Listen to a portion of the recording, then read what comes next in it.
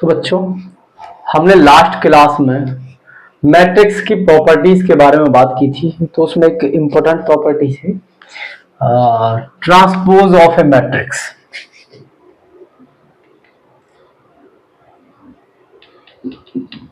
Transpose of a matrix.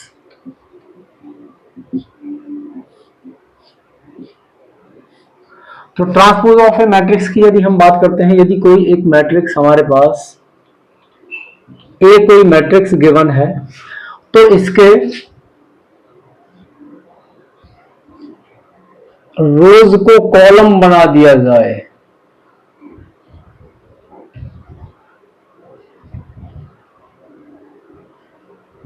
इसके रोज को column बना दिया जाए और कॉलम्स को रोज बना दिया जाए, तो ए का हमें ट्रांसपोज प्राप्त होगा। और ट्रांसपोज ऑफ एक मैट्रिक्स ए को हम रिप्रेजेंट करेंगे ए की पावर टी या ए डैश से। तो ए का ट्रांसपोज हमें कैसे प्राप्त होगा कि उसकी रोज को हम कॉलम बना दें। For example, if we have a matrix 2 3 1 3 0 4 4 5 -2, यदि हमारे पास एक मैट्रिक्स ए ये गिवन है, तो ए का ट्रांसपोज जब हम फाइंड करेंगे उसे ए की पावर टी से रिप्रेजेंट कर पाएंगे या फिर ए डैश से। तो वो हम कैसे फाइंड करेंगे, इसकी जो रोज है, जैसे फर्स्ट रो है हमारी, तो उसे हम फर्स्ट कॉलम बना देंगे। फर्स्ट रो है 2 3 1, उसे हम फर्स्ट कॉलम बना देंगे, तो ये हो जाएगा 2 3 और 1। जो सेकंड रो है हमारी 3 0 4, उसे सेकंड कॉलम बना देंगे, तो वो हो जाएगा 3 0 4। जो थर्ड रो हमें गिवन है वो है 4 5 -2, तो वो हमारा थर्ड कॉलम बन जाएगा 4 5 -2, इस प्रकार से। तो रोज को कॉलम, या हम ये कह सकते हैं कि फर्स्ट कॉलम को हमने फर्स्ट रो बना दिया, तो हमें ए का ट्रांसपोज फाइंड होगा। यहां से इस ट्रांसपोज की कुछ इंपॉर्टेंट प्रॉपर्टीज हैं, वो है कि यदि कोई रो है, कोई मैट्रिक्स है, हमें उसका हम ट्रांसपोज फाइंड करने के बाद दोबारा से ट्रांसपोज करना है। जैसे यहां था, हमें मैट्रिक्स ए हमें ये गिवन थी, हमने इसका ट्रांसपोज किया, तो ट्रांसपोज करने पर हमें फाइंड हुआ 2 3 4। इसका यदि हम दोबारा से ट्रांसपोज कर दें, तो इस रो को हम फिर से कॉलम बना देंगे, तो ये आ जाएगा 2 3 4, जस्ट हमें ए फाइंड हो जाएगा। किसी मैट्रिक्स के ट्रांसपोज का दोबारा ट्रांसपोज कर दिया जाए तो वो हमें वही मैट्रिक्स हमें प्राप्त हो जाती है। एक और प्रॉपर्टी है इसकी, इंपॉर्टेंट प्रॉपर्टी है, किसी मैट्रिक्स में किसी स्केलर से मल्टीप्लाई करने के बाद यदि ट्रांसपोज किया जाए तो वो सेम रहेगा कि ट्रांसपोज करने के बाद उस स्केलर से मल्टीप्लाई की गई हो, ये सेम रहेगा। एक और इंपॉर्टेंट प्रॉपर्टी यहां से है ट्रांसपोज की, उसमें कहा गया है कि यदि दो मैट्रिसेस की मल्टीप्लाई करने के बाद ट्रांसपोज किया जाए, पहले मैट्रिसेस की मल्टीप्लाई कर ली जाए और उसके बाद ट्रांसपोज किया जाए, तो उनका ऑर्डर चेंज होता है, B transpose into A transpose. यदि अलग अलग ट्रांसपोज की बात करें तो बी के ट्रांसपोज में ए के ट्रांसपोज की मल्टीप्लाई करने पर ए बी का ट्रांसपोज हमें फाइंड होगा। ये तीन इंपॉर्टेंट प्रॉपर्टीज हैं ट्रांसपोज की। अब ट्रांसपोज के संबंध में दो टाइप्स हैं हमारे मैट्रिसेस के। पहला होता है सिमेट्रिक मैट्रिक्स।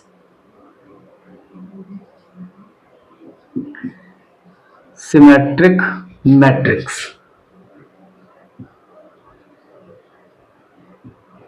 सिमेट्रिक मैट्रिक्स की हम बात करेंगे तो any square matrix is said to be a symmetric matrix if the transpose of that matrix is the matrix itself. यदि किसी मैट्रिक्स ए की हम बात करें तो वो सिमेट्रिक कहा जाएगा यदि ए का ट्रांसपोज करने पर वही मैट्रिक्स हमें फाइंड हो जाए। यदि किसी मैट्रिक्स का हम ट्रांसपोज करें और वो मैट्रिक्स हमें वापस वही मैट्रिक्स मिले तो वो हमारी सिमेट्रिक मैट्रिक्स होती है। एग्जांपल हम लेते हैं, यदि ए हमारे पास एक मैट्रिक्स गिवन है जिसकी वैल्यू है 2 3 -1, 3 0 4 और -1 4 5। कुछ इस प्रकार से यदि कोई मैट्रिक्स है, अब मैं यहां से यदि ए का ट्रांसपोज करता हूं तो इस फर्स्ट रो को फर्स्ट कॉलम बनाएंगे, तो ये हो जाएगा 2 3 -1। उसके बाद सेकंड रो को 3 0 4 को सेकंड कॉलम बनाएंगे, तो वो हो जाएगा 3 0 4 और थर्ड रो को थर्ड कॉलम बनाएंगे तो वो हो जाएगा -4 1 4 5। अब यदि हम इसे देखते हैं तो ये यही मैट्रिक्स है, तो यहां से हमें फाइंड हुआ ए का ट्रांसपोज इक्वल्स ए। और जिस कंडीशन में किसी मैट्रिक्स का ट्रांसपोज वही मैट्रिक्स हमें फाइंड हो जाए तो वो मैट्रिक्स हमारी सिमेट्रिक मैट्रिक्स कहलाती है। इसके बाद सेकंड प्रॉपर्टी है हमारी स्क्यू-सिमेट्रिक मैट्रिक्स। स्क्यू-सिमेट्रिक मैट्रिक्स में क्या कहा जाता है कि if in A matrix, in A square matrix A, the transpose of that matrix is negative of that matrix. If in a square matrix the transpose of a matrix is negative of that matrix, then it is known as the skew-symmetric matrix. अर्थात यदि किसी matrix का transpose करने पर उस matrix का negative यदि हमें फाइंड हो जाए तो वो हमारी स्क्यू-सिमेट्रिक मैट्रिक्स होती है। इसके अब एक एग्जांपल से हम इसे देखेंगे। स्क्यू-सिमेट्रिक मैट्रिक्स में यदि हम एक matrix A, square matrix 3/3 order की बात करते हैं और वो ये गिवन है 0 -3 7 3 0 1 -7 -1 0।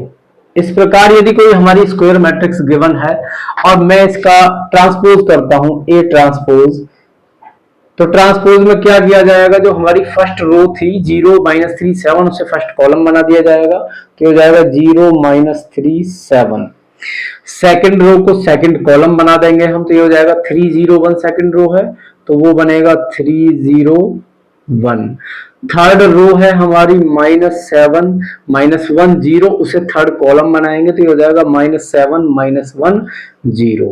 यदि हम यहां ध्यान से देखेंगे तो जो हमारी ए मैट्रिक्स थी उसके जस्ट साइन चेंज हुए होंगे। इसमें से यदि हम माइनस कॉमन करना है तो इनके सबके साइन चेंज हो जाएंगे, तो ये हो जाएगा 0 -3 7 3 0 1 -7 -1 0। और ये हमारी मैट्रिक्स ए है, तो यहां से हमें फाइंड हुआ A transpose equals -A, A transpose equals -A. और जहां किसी स्क्वायर मैट्रिक्स का ट्रांसपोज करने पर उस मैट्रिक्स का नेगेटिव हमें फाइंड हो तो वो मैट्रिक्स हमारी स्क्यू-सिमेट्रिक मैट्रिक्स होती है। तो अब ये ए मैट्रिक्स हमारी स्क्यू-सिमेट्रिक मैट्रिक्स है। सिमेट्रिक और स्क्यू-सिमेट्रिक मैट्रिक्स की प्रॉपर्टीज से संबंधित कुछ प्रश्न बोर्ड परीक्षा में बार बार पूछे जाते हैं। तो उनमें पहली प्रॉपर्टी है कि the diagonal elements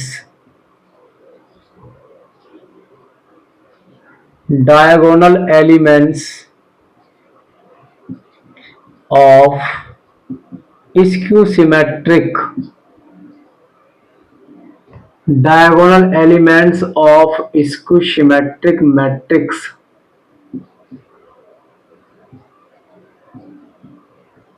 are 0।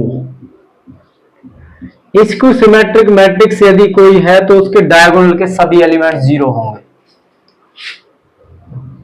Second और बहुत इंपॉर्टेंट प्रॉपर्टी है कि every square matrix can be expressed as the sum of a symmetric and a skew-symmetric matrix. कोई भी स्क्वायर मैट्रिक्स है, यदि हमारे पास कोई स्क्वायर मैट्रिक्स ए है, for any square matrix, for any square matrix ए, किसी स्क्वायर मैट्रिक्स ए को हम सिमेट्रिक और स्क्यू-सिमेट्रिक मैट्रिक्स के सम के रूप में रिप्रेजेंट कर सकते हैं। For any square matrix A equals 1/2 A plus A transpose plus 1/2 A minus A transpose. यहां पर ये मैट्रिक्स सिमेट्रिक होगी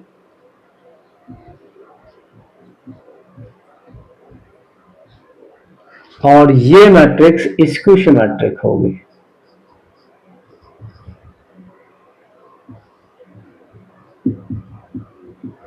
बहुत इंपॉर्टेंट प्रॉपर्टी है, इससे क्वेश्चन पूछा जाता है बोर्ड परीक्षा में कि स्क्वायर मैट्रिक्स, कोई भी स्क्वायर मैट्रिक्स है हमारे पास तो उसे हम दो मैट्रिक्स के सम के रूप में डिफाइन कर सकते हैं, जिनमें से एक मैट्रिक्स सिमेट्रिक होगी और दूसरी मैट्रिक्स स्क्यू सिमेट्रिक होगी। यहां पर ए मैट्रिक्स यही है, एक ट्रांसपोज इसका एक जो ये इसका ट्रांसपोज है एक। इससे आगे हम सिमिलर मैट्रिक्स की बात करते हैं। यदि किसी स्क्वायर मैट्रिक्स ए के लिए डिटर्मिनेंट ऑफ ए यदि हमारा 0 फाइंड हो जाए, if determinant of A for square matrix, यहां पर हम for square matrix A if determinant of A equals 0 तो ये मैट्रिक्स हमारी सिंगुलर होगी।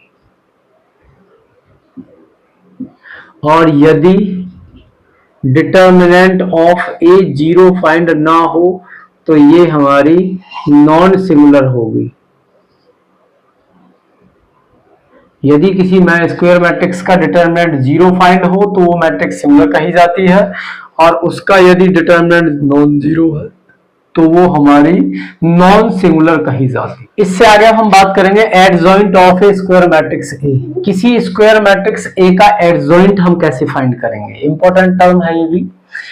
तो इसमें कहा गया है कि adjoint of a matrix square matrix A is the transpose of the cofactor matrix of A. A के एलिमेंट्स के कोफैक्टर के द्वारा जो मैट्रिक्स बनेगी उसका transpose adjoint of A find हो कहा जाता है। Adjoint of A equals Cij का ट्रांसपोज, अर्थात ए के अवयवों के कोफैक्टर मैट्रिक्स का ट्रांसपोज करने पर हमें एडजॉइंट फाइंड होगा। सपोज कीजिए हम एक स्क्वायर मैट्रिक्स की बात करते हैं जो ए है, उसके अवयव रहे होंगे A11 A12 A13 A21 A22 A23 A31 A32 A33। यदि किसी स्क्वायर मैट्रिक्स की हम बात करें वो 3x3 ऑर्डर की हमने ली है और उसके अवयव A11 A12 A13 A21 A22 A23 A31 A32 A33 है, तो उनके कोफैक्टर्स हम कैसे फाइंड करेंगे। कोफैक्टर्स फाइंड करने के लिए हम सबसे पहले करेंगे C11 जो पहला अवयव है उसका कोफैक्टर कैसे फाइंड करेंगे।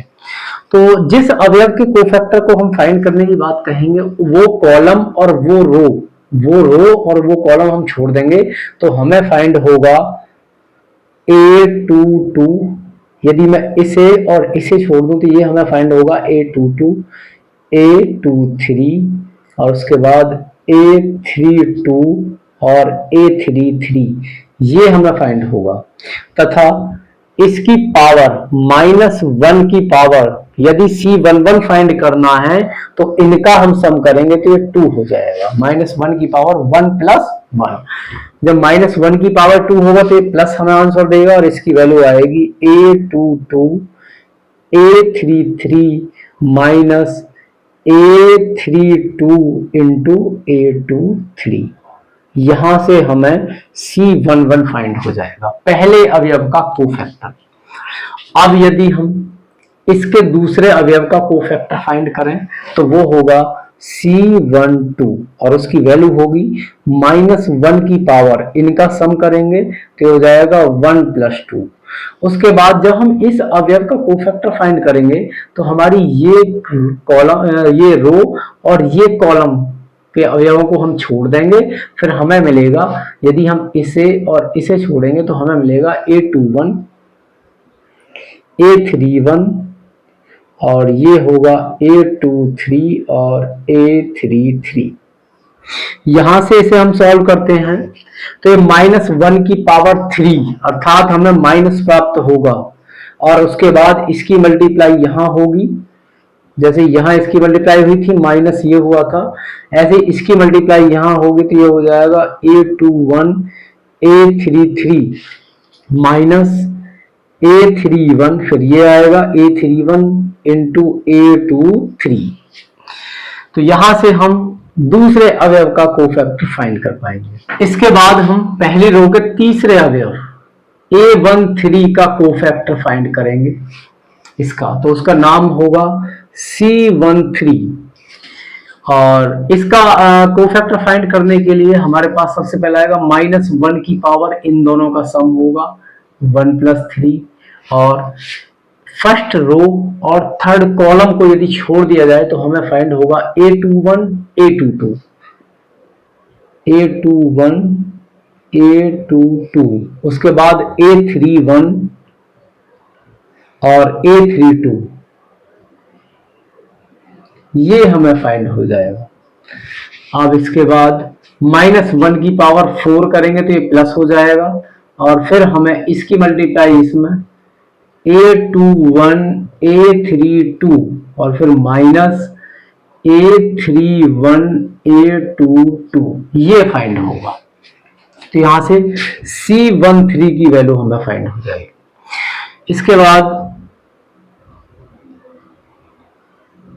इसके बाद हम इस अवयव का कोफैक्टर फाइंड करेंगे, तो उसका नाम रहेगा C21। उसकी वैल्यू कैसे फाइंड होगी? सबसे पहले -1 की पावर 2 + 1। उसके बाद देखिए इस बार हमें A21 फाइंड करना है, तो ये फर्स्ट कॉलम और ये सेकंड रो, इसके अवयवों को हम छोड़ देंगे तो हमें क्या क्या फाइंड होगा? A12 A13, उसके बाद A32 और A33।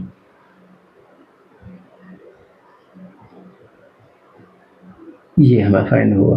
यहां से -1 की पावर 2 + 1 3 हो जाएगा, तो अब माइनस बचेगा यहाँ -1, और इसकी मल्टीप्लाई यहां होगी तो ये हो जाएगा A12 A33 माइनस, उसके बाद इसमें इसकी मल्टीप्लाई होगी तो ये हो जाएगा A32 A13, इस प्रकार से। तो हमें C21 को फैक्टर फाइंड होगा। तो यहां से अब हमने देखा कि जिस अवयव का हम कोफैक्टर फाइंड कर रहे हैं, जिस अवयव का हम कोफैक्टर फाइंड करेंगे वही रो और कॉलम, उस रो और उस कॉलम के अवयवों को छोड़ दिया जाएगा, बाकी जो हमें 4 अवयव प्राप्त होंगे वहां से हम कोफैक्टर की वैल्यू इस प्रकार से फाइंड कर पाएंगे। जैसे हम एक और करते हैं, इसमें सपोज करो हमें इस वाले ये कोफैक्टर फाइंड करना है, C3 फाइंड करना है, तो ये होगा -1 की पावर 3 + 3। उसके बाद जब हमें इस अवयव का कोफैक्टर फाइंड करना है तो ये कॉलम और ये रो छोड़ दिया जाए, तो ये बाकी 4 अवयव हमें बचेंगे। वो क्या क्या है? वो है A11 A12, उसके बाद A21 A22। यहां से -1 की पावर ये 6 हो जाएगा तो ये +1 आंसर देगा। उसके बाद इसकी मल्टीप्लाई यहां होगी तो ये हो जाएगा A11 A22 माइनस करेंगे A21 A12। इस प्रकार हम C33 और हम सारे अवयवों के कोफैक्टर्स यहाँ फाइंड कर लेंगे, जैसे जिनके नाम रहेंगे C11 C12 C13 C21 C22 C23 C31 C32 और C33। इस प्रकार 3x3 ऑर्डर में हमें 9 कोफैक्टर्स हमें फाइंड हो जाएंगे। उसके बाद हम कोफैक्टर मैट्रिक्स बनाएंगे। Cofactor matrix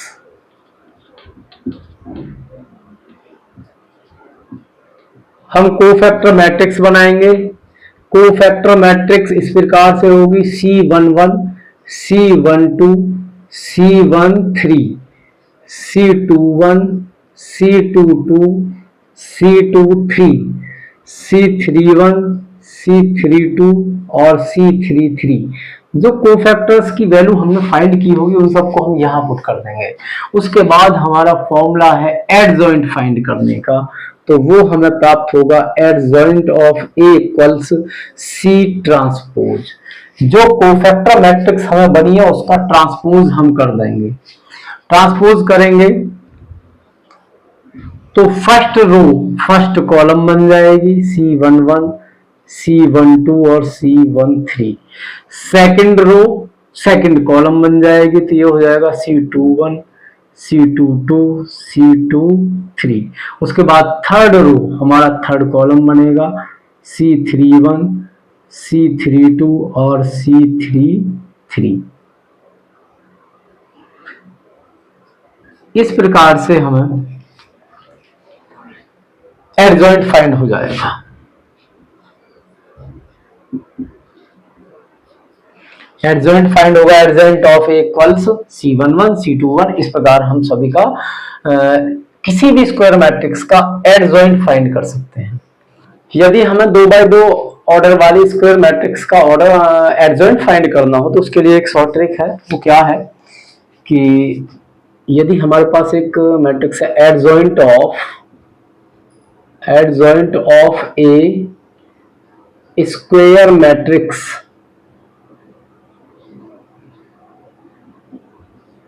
of order 2।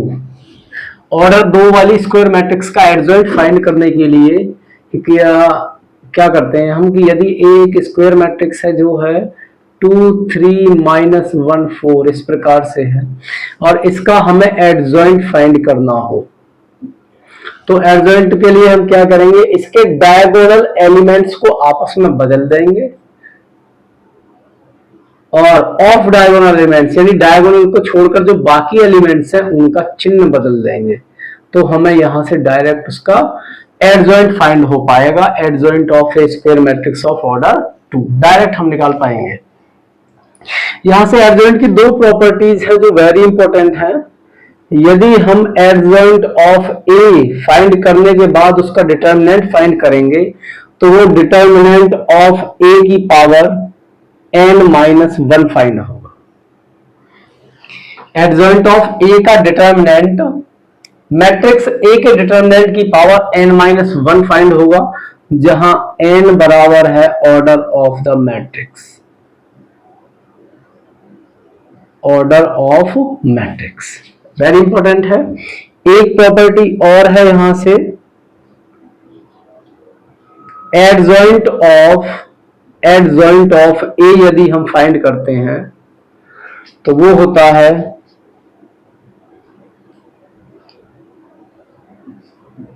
Determinant of A की power n-2 into A. Adjoint of A यदि फाइंड करेंगे तो वो डिटर्मिनेंट ऑफ ए की पावर n-2 इंटू ए फाइंड होगा जहां n ऑर्डर ऑफ मैट्रिक्स होगा। इससे नेक्स्ट है ऑर्थोगोनल मैट्रिक्स। कोई भी स्क्वायर मैट्रिक्स ए any square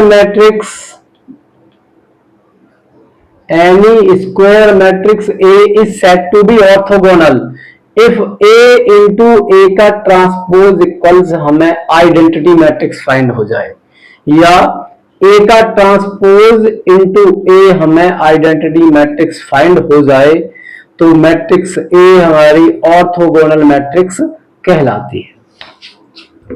इसके बाद है inverse of a matrix. Inverse of a matrix A, किसी स्क्वायर मैट्रिक्स ए का इनवर्स फाइंड करना हो हमें तो उसके लिए हम फाइंड करेंगे A inverse equals 1 upon determinant of A into adjoint of A. यहां पर दो कंडीशन है, if determinant of A not equal to 0, यदि इसकी वैल्यू 0 के बराबर ना है तो हम ए इनवर्स फाइंड कर पाएंगे। A inverse exists and A is called non singular.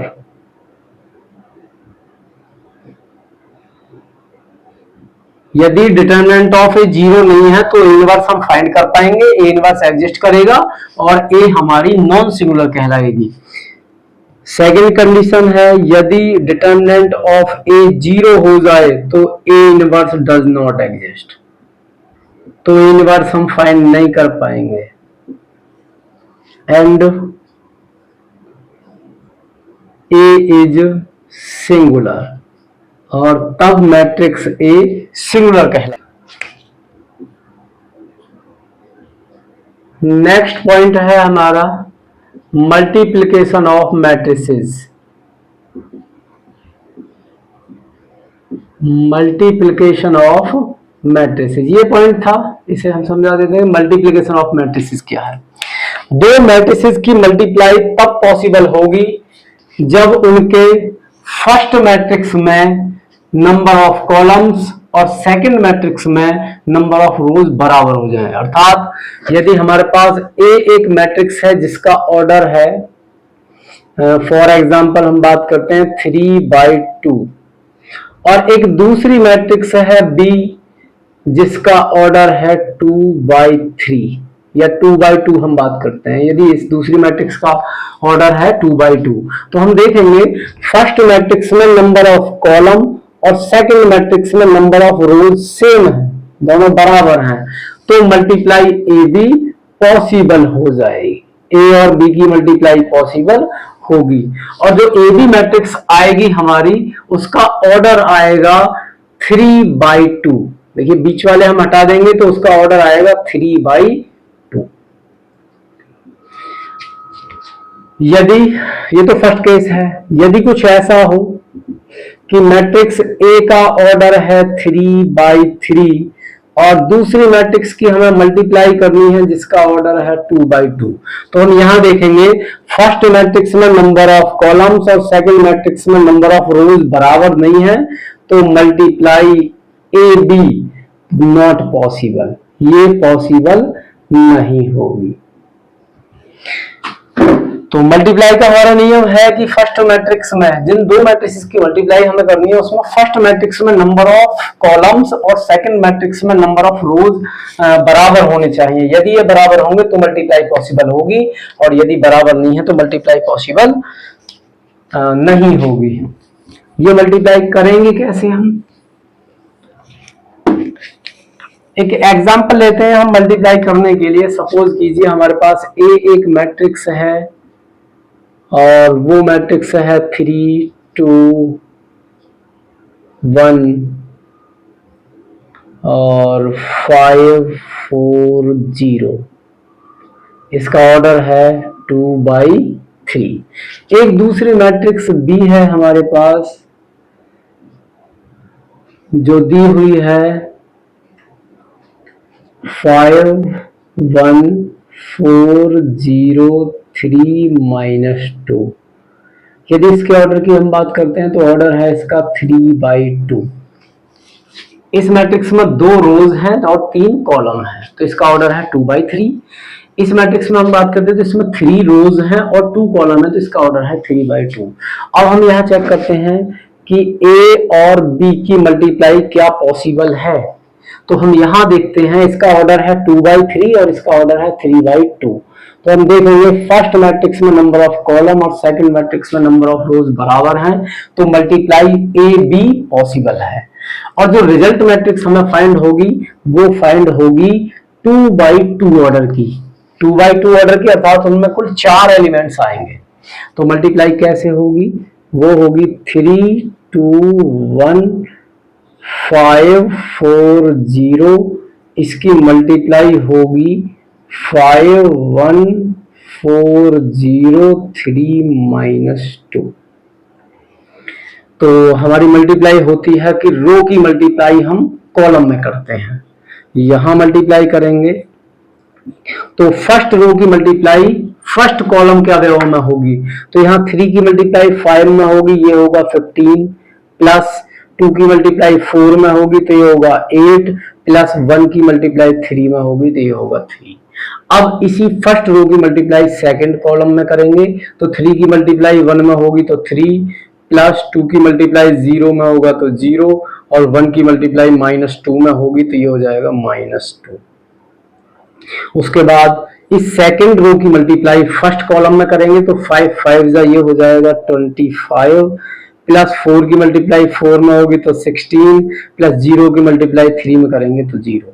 उसके बाद इस सेकंड रो की मल्टीप्लाई सेकंड कॉलम में होगी तो 5 की मल्टीप्लाई 1 में करेंगे 5, प्लस 4 की मल्टीप्लाई 0 में करेंगे तो 0, और प्लस 0 की मल्टीप्लाई -2 में करेंगे तो 0। तो यहां से हमें रिजल्ट मैट्रिक्स प्राप्त होगी, वो 2/2 ऑर्डर की प्राप्त होगी, और वो होगा 15 और 8 23 और 3 26, 3 - 2 1, और 16 और 25 41 और 5।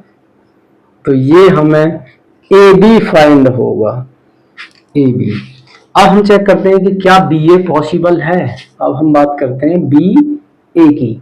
तो यहाँ बी का ऑर्डर है, बी का ऑर्डर है 3/2 और ए का ऑर्डर है 2/3। बी का ऑर्डर है 3/2 और ए का ऑर्डर है 2/3। तो हम देखेंगे बी में नंबर ऑफ कॉलम्स और ए में नंबर ऑफ रोज सेम है, तो यहां भी मल्टीप्लाई पॉसिबल होगी। तो हमारी बी ए की मल्टीप्लाई हो जाएगी, और जो इस बार रिजल्ट मैट्रिक्स आएगी मल्टीप्लाई करने के बाद उसका ऑर्डर आएगा 3/3। तो इस प्रकार हम मल्टीप्लाई करते हैं। तो इस प्रकार हमने एक जो पहली क्लास थी हमारी मैट्रिक्स की, उसमें हमने आधा सिलेबस कवर कर लिया था, और उसके बाद जो भी सिलेबस हमारा मैट्रिक्स से रिलेटेड बचा हुआ था उसको हमने इस वीडियो में कवर किया है। तो आज की वीडियो में बस इतना ही।